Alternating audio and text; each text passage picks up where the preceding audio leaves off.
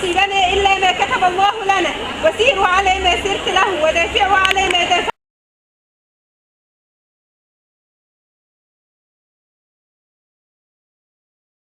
وأن كل هذا ظلم زائل، وستشرق نور الحرية من جديد، ولكن يجب أن تظلوا ثابتين على موقفكم. إنما النصر صبر ساعة واليأس